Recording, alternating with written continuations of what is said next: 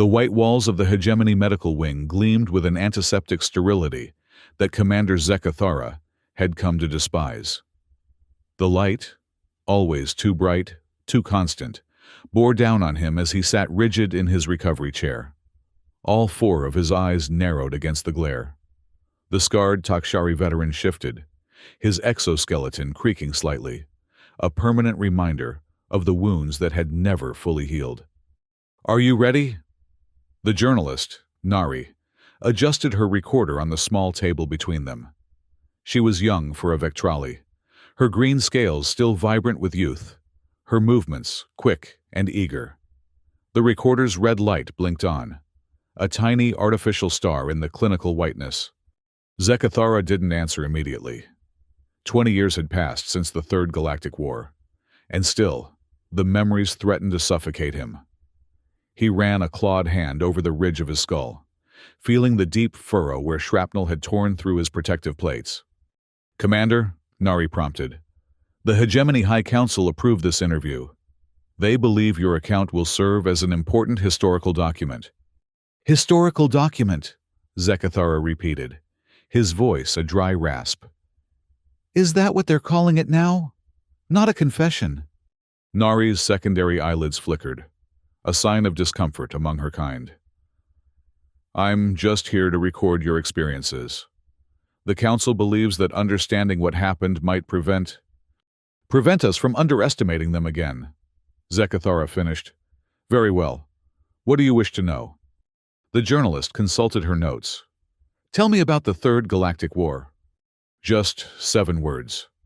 7 simple words that broke open the dam Zekathara had built around his memories. The medical wing seemed to fade, and suddenly he was back there, amid the ruins, the blood, the incomprehensible horror of fighting a species that refused to obey the ancient laws of warfare. "We thought we understood them," he began, his lower eyes closing as the upper pair stared into the middle distance. "That was our first mistake. Humans had only been part of the galactic community for 3 centuries. They were newcomers, technologically inferior to most council races. When they refused the Hegemony's terms for resource rights in the Orion Spur, we assumed the conflict would be brief, surgical." Nari's fingers moved silently over her datapad. "And it wasn't?" Zekathara's laugh was hollow. "It was the longest nightmare of my 15 decades. You weren't born yet, were you? No. You wouldn't remember what it was like when the reports first came in from New Pittsburgh. The first battle wasn't supposed to be a battle at all. New Pittsburgh, a mining colony on a heavy gravity world rich in rare Earth elements, had been selected as the demonstration target. 1 Hegemony battlecruiser, 2 troop carriers. The plan: secure the primary extraction facility, establish a garrison, and wait for the inevitable diplomatic capitulation from Earth's government. Zekathara had been a field commander then, proud and confident, leading a mixed company of Takshari and Mantari soldiers. They landed without resistance, the human defense forces having withdrawn to the secondary settlements as expected.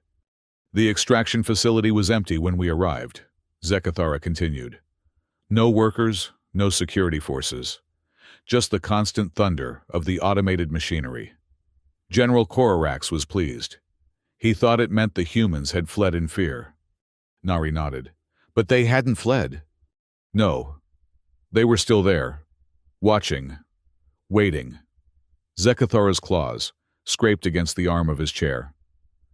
"Lisa Murphy was the first human I ever met. She was a maintenance technician, at least. That's what her identification badge said when we found her hiding in a ventilation shaft. Small female, unarmed. She was trembling so violently that my second-in-command, Verak, laughed. Lisa Murphy had wide, terrified eyes, and kept repeating that she just wanted to go home. The Hegemony Code of Conduct was clear on civilian treatment. She was logged, given a non-combatant tracking implant, and assigned to continue her maintenance duties under supervision. 3 days later, she sabotaged the atmospheric processors, killed 27 of my soldiers before we realized what was happening. The maintenance crawlspaces, She'd rigged them with something that reacted with Montari biochemistry. Their exoskeletons dissolved. Zekathara fell silent, remembering the screams, the sight of proud warriors melting into puddles of organic slurry. We executed her. Of course, he continued, his voice flat. But she was smiling when the plasma blade fell. That was when I first felt it. The cold certainty that we had gravely misunderstood what we were facing. The pattern repeated across New Pittsburgh. Civilian workers would surrender, appear to cooperate, then strike when least expected. A cook poisoned an entire barracks. A medical assistant replaced wound sealant with corrosive acid. A janitor reconfigured waste disposal units to emit radiation at frequencies specifically harmful to Takshari nervous systems. By the third week, General Korax had become paranoid. He ordered all human workers confined. But it was too late. Our supply chains were compromised. Equipment malfunctioned in critical moments. Communications suffered inexplicable failures. Zekathara paused, his upper eyes blinking rapidly. The general began executing civilians randomly, hoping to frighten the others into compliance. It didn't work. If anything, the sabotage increased. Then the weather control systems were hacked. New Pittsburgh's heavy gravity created violent meteorological conditions.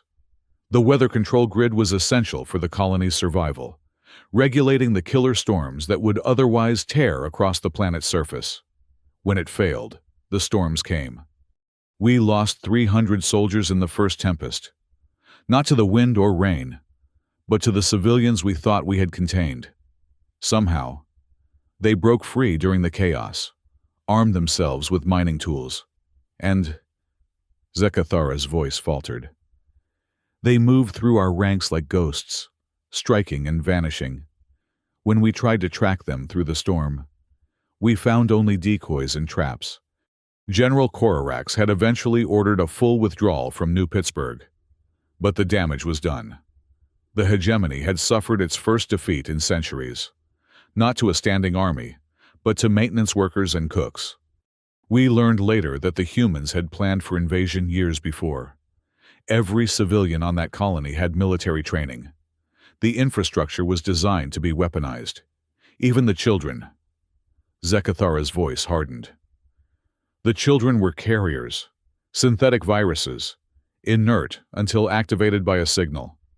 An 8-year-old boy infected an entire command center by simply breathing near the ventilation intake. Nari's scales had paled slightly. The hegemony didn't know humans would employ such tactics. How could we? It violated every convention of civilized warfare. In the 15,000 years of the hegemony's existence, no species had ever used non-combatants as primary offensive weapons. It was unthinkable. A soft chime interrupted them. The door slid open, and Velnari, the medical officer assigned to monitor Zekathara, entered with a tray of nutrient solutions. "The commander needs to rest," Velnari said, his voice leaving no room for argument. Nari nodded, switching off her recorder. "We can continue tomorrow, if you're willing." Zekathara didn't acknowledge either of them. His mind was still on New Pittsburgh, on the faces of the humans who had smiled as they died, knowing they had struck a blow against the invaders. "Tomorrow," he finally agreed, "I'll tell you about New Atlantis." The night brought little rest. Zekathara's dreams were haunted by human faces, their expressions of fear turning to cold determination in the instant before they attacked. He woke several times, his exoskeleton slick with stress secretions, the ghost of alarms ringing in his ears. When Nari returned the next morning, she found him standing by the viewport, staring out at the desolate landscape of the outpost. The medical wing had been built on an isolated moon, far from the core worlds, a place for broken warriors to heal or die, out of sight of the hegemony's citizens. "New Atlantis," Zekathara said without turning as the journalist entered.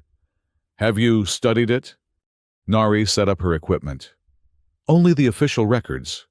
It was an oceanic colony, I believe." "An entire planet of water," Zekathara confirmed, returning to his chair. 98% of the surface submerged. The humans built floating cities, anchored to the seabed by enormous tethers. Beautiful structures that rose and fell with the tides. The red light of the recorder blinked on, and Zekathara continued his narrative. After the disaster at New Pittsburgh, the Hegemony Military Council had reassessed its strategy. New Atlantis was chosen as the next target, not for its resources, but for its strategic position controlling a key hyperspace junction. This time, they sent a full battle fleet, 15 capital ships, 40 support vessels, and over 10,000 ground troops. I was promoted after Korax's suicide, Zekathara explained. Given command of the Vanguard Assault Force, we had new protocols for dealing with human civilians, containment fields, neural disruptors, mass sedation. We thought we were prepared. The fleet arrived at New Atlantis 6 months after the New Pittsburgh withdrawal. Long-range scans showed normal activity in the floating cities. There was no indication that the humans were aware of the impending attack. We established orbital supremacy within hours. Their defensive satellites were primitive, easily neutralized. We expected resistance from their naval forces. They had a substantial fleet of submersible vessels, but our scans showed them docked at their underwater bases. It seemed too easy. Nari's fingers paused over her datapad. A trap. The oldest one in existence, Zekathara confirmed. When a prey appears too easy to catch, predators should be wary. But we were arrogant, flush with our technological superiority. I ordered the first wave of landings on the largest floating city, New Bermuda. The dropships encountered no resistance as they descended. Tactical teams secured landing zones on the massive platforms that supported the city's towering structures. Initial reports indicated minimal civilian presence, just a skeleton crew of essential personnel who surrendered immediately. The city was largely evacuated, Zekathara said. We found evidence that most of the population had departed weeks earlier. But where? New Atlantis had no other landmasses. The secondary floating cities were also nearly empty. As the hegemony forces spread through New Bermuda, securing critical infrastructure and establishing command posts, underwater sensors detected movement in the depths. The submersibles were rising, hundreds of them, from depths our scans couldn't penetrate. But they weren't attacking. They were surfacing, surrendering. Each vessel emerged, powered down, and waited to be boarded. Zekathara remembered the confusion among his officers. This didn't match the resistance they had encountered on New Pittsburgh. Was this a different strategy? Or had the humans realized the futility of opposing the hegemony? I ordered the submersibles secured one by one. Each contained only a small crew, all of whom surrendered without resistance. Among them was Colonel Dan Foster, the commander of New Atlantis' defense forces. He was brought to me for questioning. Colonel Foster was tall for a human, with weathered skin and calm eyes. He answered Zekathara's questions readily, explaining that after hearing of New Pittsburgh, the governing council of New Atlantis had voted to surrender rather than subject their people to occupation. I didn't trust him. Of course, Zekathara said. But his story aligned with the evidence we were seeing.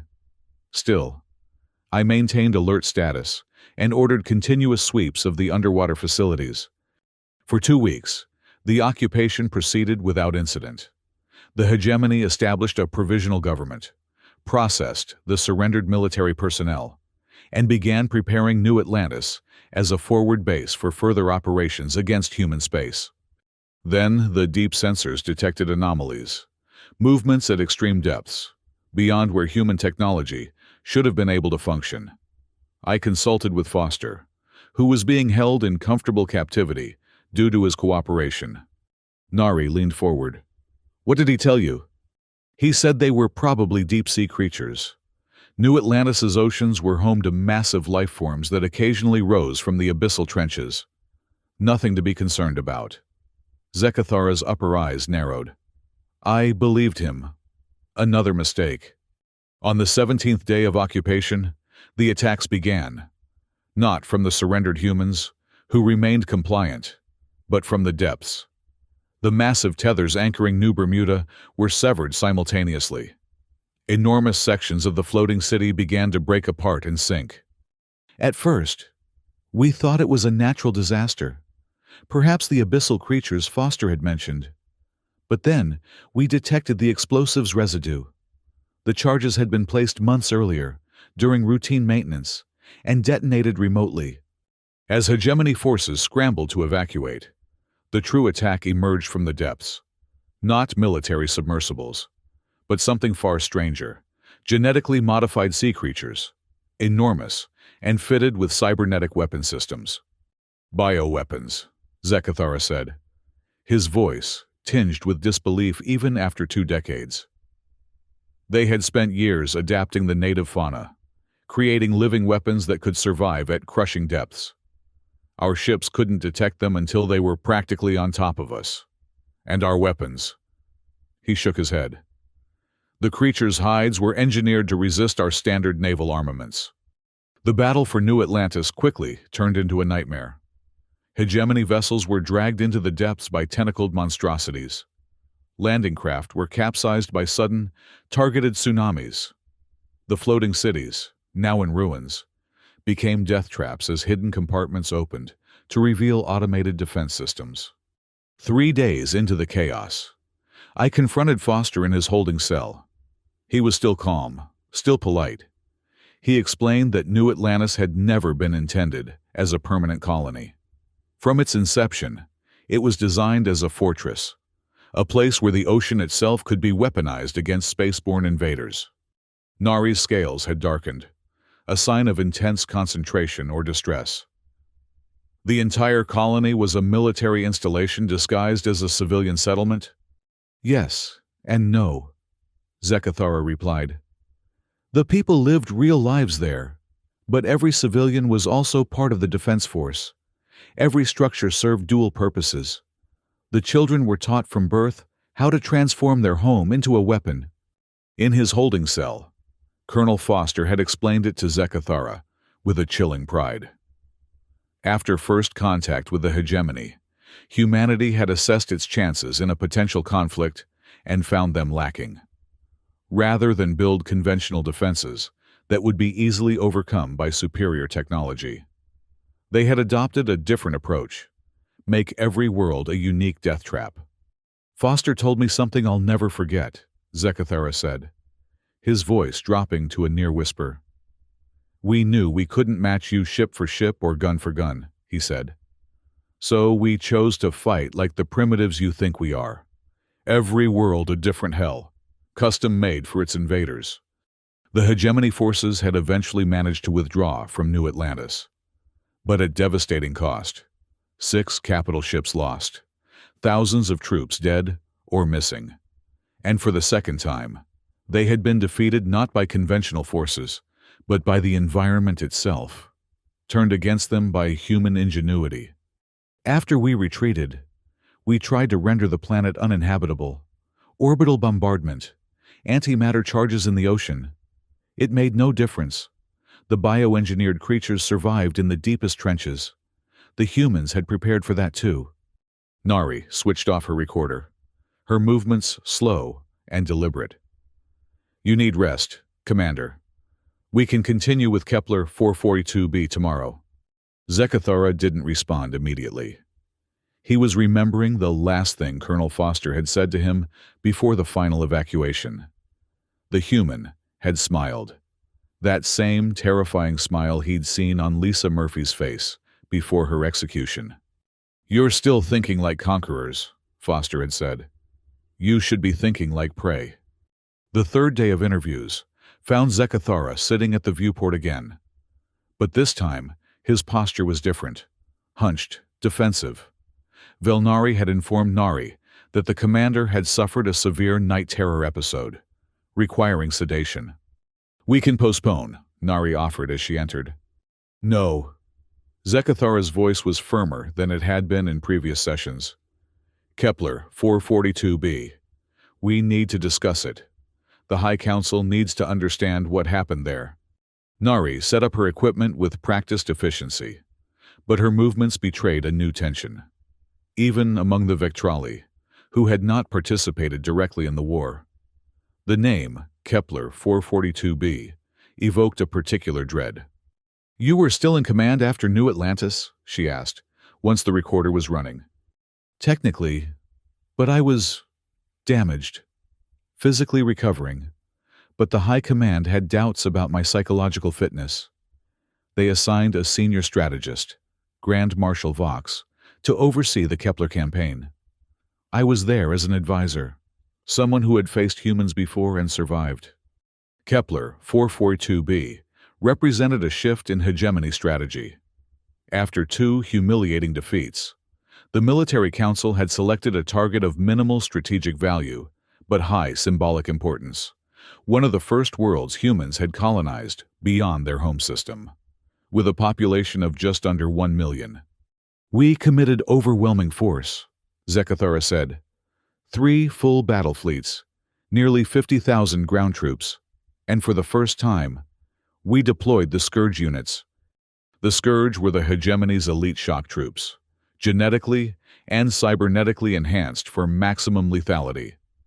They had been held in reserve during the earlier engagements, considered unnecessary against a technologically inferior opponent. Their deployment to Kepler 442b was a statement of intent. The hegemony would no longer underestimate humanity. "We bombarded the planet for 7 days before landing. Precision strikes against all known military installations, infrastructure nodes, population centers. We left nothing larger than a small town intact." Zekathara's claws clicked against each other, a nervous tick. "When we landed, the surface was in ruins, radiation levels elevated, atmosphere compromised in many regions. We expected to find survivors huddled in bunkers, ready to surrender." "But they weren't there," Nari guessed. "No, they weren't on the surface at all. Kepler 442b had extensive natural cave systems. Our initial surveys had noted them, but dismissed them as primitive refuges at best. We were wrong. The humans had been building down, not up. The hegemony ground forces had established perimeters around the ruins of major cities, encountering no resistance. Reconnaissance units reported abandoned defensive positions, as if the human forces had simply evaporated. For 3 days, there was nothing, no contact, no signals, no sign of the colonial population. On the 4th day, they opened the tunnels. Zekathara's voice had taken on a distant quality. Not all at once. Just one entrance, in what had been the capital city. A single metal door sliding open in the rubble. Our forward units reported it, and Grand Marshal Vox ordered a probe team to investigate. The team had consisted of 12 Scourge soldiers, equipped with the most advanced sensors and weapons in the hegemony arsenal.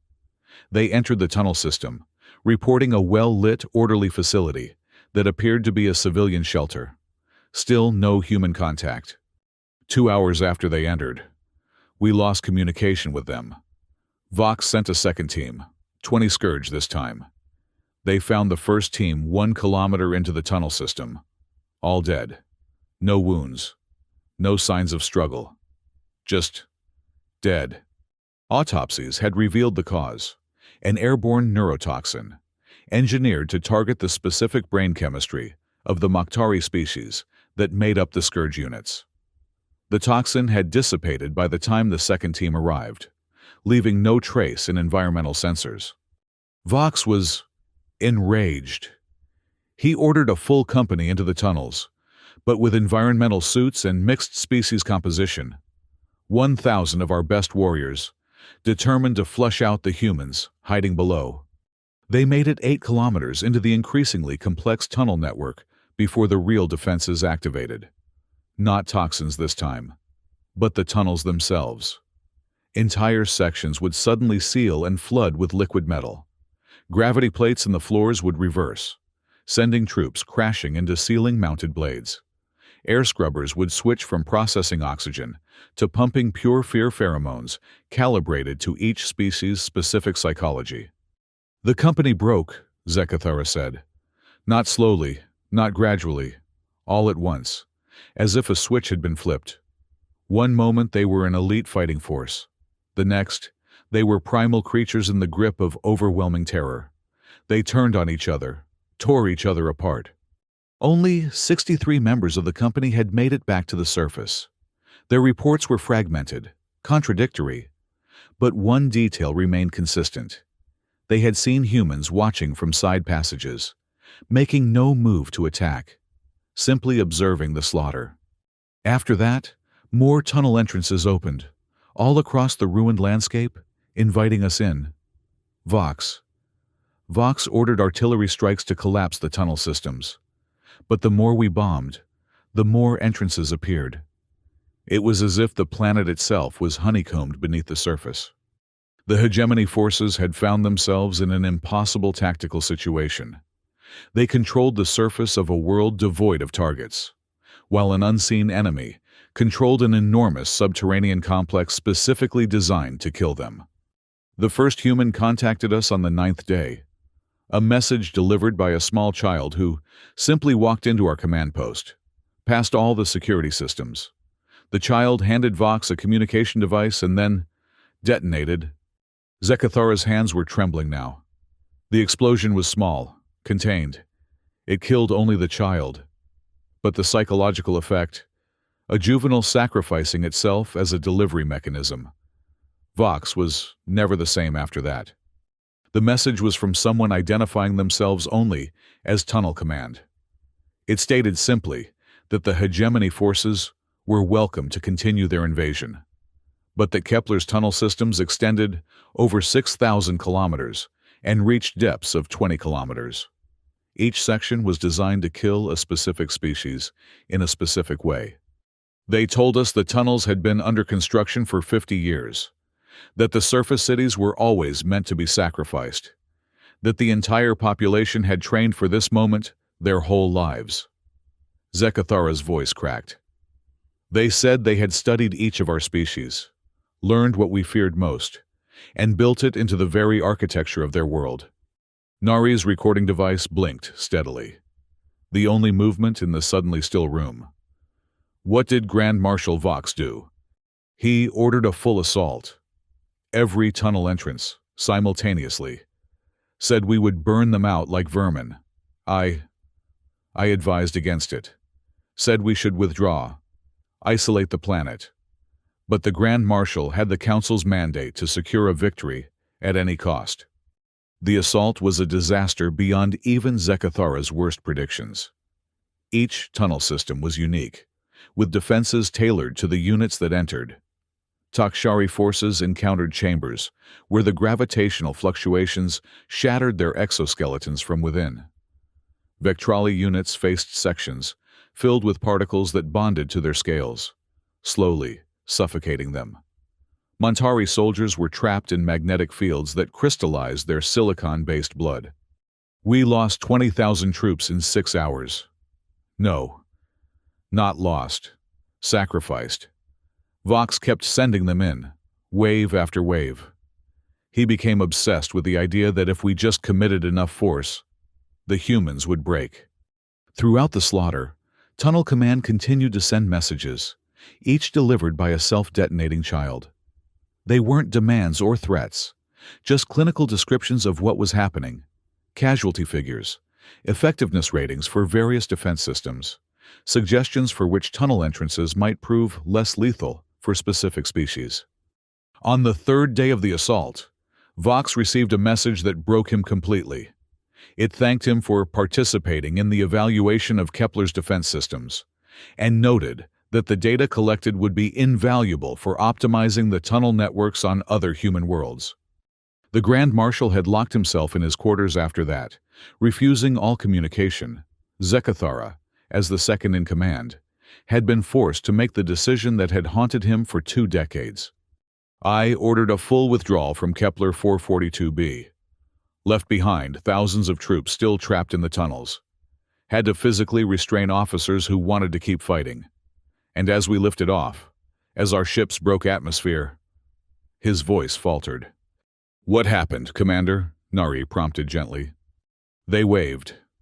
Thousands of humans emerged from tunnel entrances across the planet, They stood in the ruins we had created and waved goodbye, like we were visitors, tourists who had seen the sights and were now departing. The silence that followed was profound. Zekathara's breathing had become labored, and Velnari stepped in from a side door, medical scanner in hand. "That's enough for today," the medical officer said firmly. "The commander's stress indicators are at dangerous levels." Nari nodded, switching off her recorder. "Of course. Tomorrow we can—" "No," Zekathara interrupted. "Finish it, now. I can't revisit this again tomorrow." Velnari started to object, but something in the commander's demeanor silenced him. With reluctant movements, he administered a mild sedative and retreated to the monitoring station in the corner. Nari reactivated her recorder. "After Kepler 442b, what happened?" Zekathara took a moment to compose himself, the sedative bringing a false calm to his fragmented thoughts. The hegemony tried one more offensive, Velkar Prime, a heavily industrialized human world. But by then they had brought the war to us. The defeat at Kepler 442b had been followed by a series of shocking attacks within hegemony space. Human commando units struck at core worlds, always targeting psychological rather than strategic objectives. Manufacturing centers would be sabotaged to produce subtle defects in critical components, not enough to cause immediate failure, but enough to seed doubt about all hegemony technology. They would leave messages, in our own blood, on the walls of our most secure facilities. "We are already inside. Your children sleep beneath our knives." Cultural phrases from old human history, repurposed to terrify non-human minds. The hegemony military had found itself fighting shadows. Human operatives used infiltration technology that defied detection, cultural adaptability that allowed them to pass as loyal citizens, and a willingness to undergo radical surgery to disguise themselves as various hegemony species. I was recalled from the front lines after Velkar Prime failed, promoted to oversee internal security, though it was really a way to remove me from command without admitting the High Council had been wrong. Zekathara's laugh was bitter. It didn't matter. By then, I was seeing humans in every shadow, hearing their whispers in empty rooms. The war had continued for another 3 years, but the momentum had shifted irreversibly. Hegemony forces became increasingly reluctant to engage human worlds, each new colony promising fresh horrors specifically designed for whoever attacked it. Morale collapsed as rumors spread about ghost operatives who could pass through walls, humans who had voluntarily transformed themselves into living bombs, children with poisoned blood who sought to be captured. The peace negotiations were held on a neutral station in the Proxima system. I was part of the hegemony delegation, a broken commander to match their unbroken diplomats. Zekathara's eyes had taken on a glazed quality as the sedative fully took hold. Their chief negotiator was Secretary Helen Ross, small woman, gray hair. She looked like someone's grandmother. Secretary Ross had presented the human terms without preamble. The hegemony would withdraw from all human claim systems. A demilitarized zone would be established. Technology exchange would be permitted, but under strict controls. And, most shocking of all, human observers would be stationed on key hegemony worlds to ensure compliance. Our delegation was outraged, of course, threatened to walk out. Secretary Ross just smiled and said, "We've already seeded your core worlds with sleeper agents. Walk out, and they activate." We had no way to verify if she was telling the truth, but after everything we'd seen, we couldn't take the risk. The peace treaty had been signed 15 years ago. Since then, human influence had spread throughout the hegemony, not through military might but through cultural exchange, technological innovation, and that ever-present, unspoken threat. "They never needed to conquer us," Zekathara said, his voice now barely above a whisper. "They just needed us to believe they could, at any moment, destroy everything we held dear. And we do believe it. Every one of us. Nari's scales had paled to an almost translucent white. Is that why you agreed to this interview, Commander? To warn us? Zekathara's 4 eyes focused on her with sudden clarity. No. I agreed because I need someone to understand what they did to us. Not the physical wounds. He gestured at his scarred exoskeleton. Those heal. But the other thing, the human weapon that has no defense. Fear, Nari said softly. Yes, but a specific kind. The medical division has a term for it now. Terran combat syndrome. The absolute certainty that you are being watched, hunted, that death could come at any moment from any direction, delivered by anyone, even a child, even a trusted comrade. The commander's eyes drifted back to the viewport, to the desolate landscape beyond. I haven't left this facility in 15 years. Can't bear to be around other people. Keep thinking they might be human agents in disguise. The hegemony's finest psychiatric physicians have tried to help. Nothing works.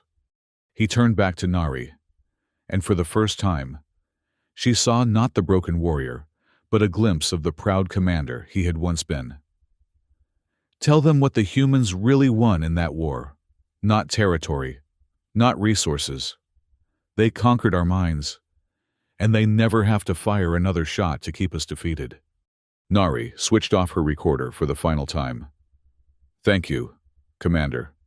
I believe the Council will find your testimony illuminating. They won't, Zekathara replied, the brief moment of clarity already fading.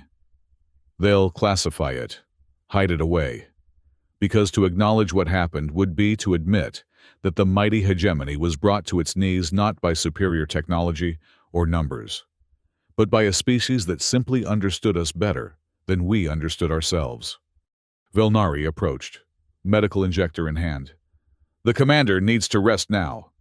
As Nari gathered her equipment, Zekathara spoke one last time. Do you know what the worst part is? The humans. They've moved on.